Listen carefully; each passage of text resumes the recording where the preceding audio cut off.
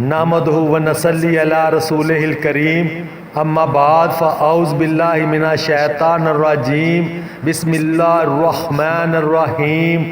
السلام علیکم ناظرین، میں چشتی اسلامی خزانہ یوٹیوب چینل کی طرف سے آپ سے مخاطب ہوں۔ میں اللہ کریم سے آپ سب کی خیریت نیک چاہتا ہوں۔ اللہ کریم آپ کو اور مجھے اپنے حفظ و امان میں رکھے۔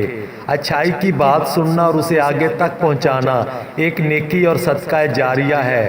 آج ہم جس وظیفے کی بات کریں گے اس کا متن قرض سے نجات اور رزق کی بارش ہے۔ فقیری تونگری میں بدل جائے، محکوم حاکم بن جائے، ملازم مالک بن جائے۔ ناظرین، میری آپ سب سے یہ گزارش ہے کہ میری یہ ویڈیو آخر تک ضرور دیکھیں تاکہ میری اور آپ کی کوشش رائے گاہ نہ جائے۔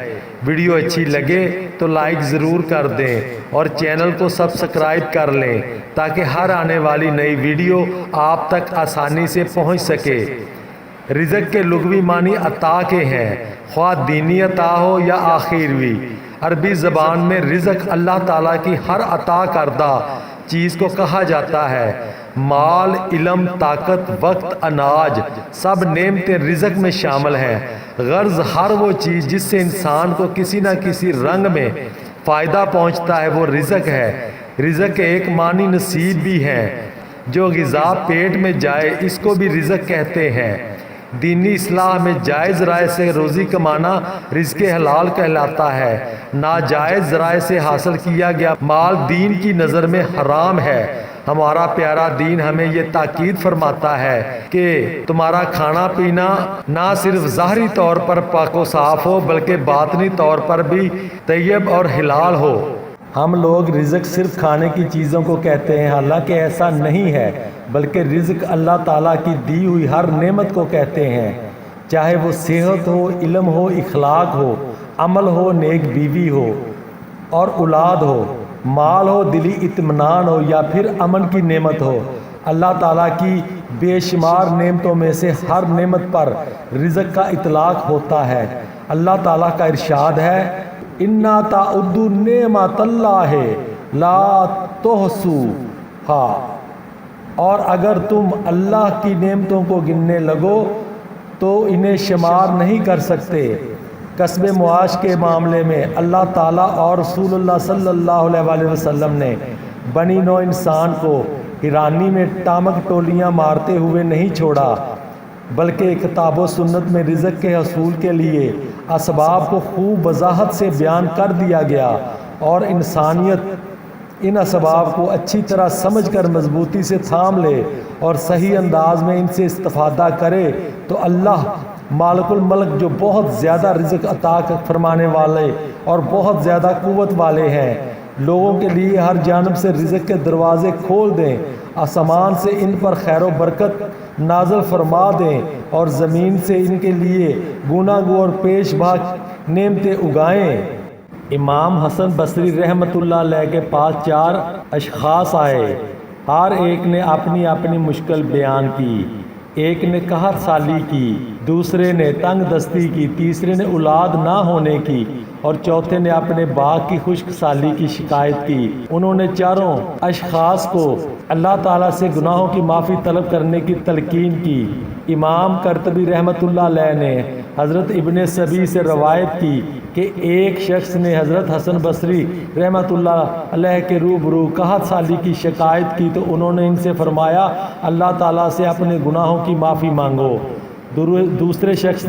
دوسرے شخص نے غربت و افلاس کی شکایت کی تو اس سے فرمایا، اللہ تعالیٰ سے اپنے گناہوں کی معافی طلب کرو۔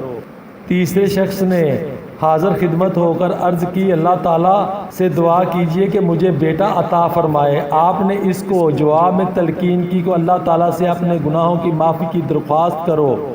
چوتھے شخص نے ان کے سامنے اپنے باغ کی خوشحالی کا شکوہ کیا تو اس سے فرمایا، اللہ تعالیٰ سے اپنے گناہوں کی معافی کی التجا کرو۔ ان تمام احادیث سے ثابت ہوتا ہے کہ انسان کو رزق حلال کی ہر ممکن کوشش کرنی چاہیے، کیونکہ اللہ کریم کبھی کسی کی محنت کو اور کوشش ضائع نہیں ہونے دیتا۔ مگر کوشش ہی حرام کی ہوگی، مال و دولت تو آ جائے گا مگر برکت جاتی رہے گی، سکون برباد ہو جائے گا۔ زندگی کا شہرازہ بکھرنے لگے گا۔ میرے بھائی اور بہنوں، ہمیشہ رزق حلال کے حصول کے لیے ہی کوشش کریں، انشاءاللہ اللہ کریم اتنا دے گا کہ جگہ کم پڑ جائے گی۔ بس اس مالک کائنات کے کرم سے کبھی نا امید نہیں ہونا چاہیے۔ ہمیشہ اپنے گناہوں سے استغفار کرتے رہیں، اللہ کریم سے گڑ گڑا کے اپنے گناہوں کی معافی طلب کرتے رہیں، تو کوئی بعید نہیں کہ خالی خزانے نہ بھر جائیں۔ چلیں ناظرین، آج آپ کو ایک ایسا طلسمی وظیفہ بتاتا ہوں جس سے صرف ایک ہی دن میں بند دروازے کھلنے لگیں گے، فقیری جاتی رہے گی، امیری آپ کا مقدر بن جائے گی، بے برکتی برکت میں تبدیل ہو جائے گی، آپ کو معاشرے میں ایک مقام اور عزت ملے گی انشاءاللہ۔ دولت مند ہونے کا طلسمی وظیفہ نوٹ کر لیں۔ عشاء کی نماز کے بعد 2 رکعت نماز کی نیت کر لیں۔ پہلی رکعت میں سورۃ فاتحہ کے بعد 7 بار سورہ کوثر پڑھیں، اور اسی طرح دوسری رکعت میں سورۃ فاتحہ کے بعد 7 بار سورہ کوثر پڑھیں۔ اتحیاتوں کے بعد سلام پھیر لیں۔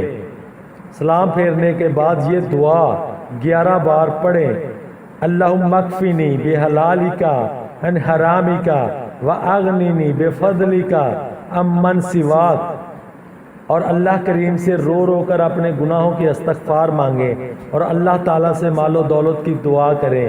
انشاءاللہ یہ ایک دن کا وظیفہ کام کر جائے گا اور آپ کی زندگی میں تبدیلیاں ہونے لگیں گی۔ اور اس دعا کو یاد کر لیں اور چلتے پھرتے پڑھتے رہیں، اتنا پڑھیں کہ آپ کا مقصد پورا ہو جائے۔ تو میرے مسلمان بھائی اور بہنوں، بس اللہ کریم پر بھروسہ رکھیں اور نا امید کبھی بھی نہ ہو۔ حضرت محمد صلی اللہ علیہ وآلہ وسلم کے نقش قدم پر چلتے رہیں، یہی امر کامیابی کی گارنٹی ہے۔ 5 وقت کی نماز قائم کریں، صدقہ دیتے رہیں، کبھی بھی نامرادی آپ کے پاس نہیں آئے گی۔ آمین ثم آمین۔ شکریہ۔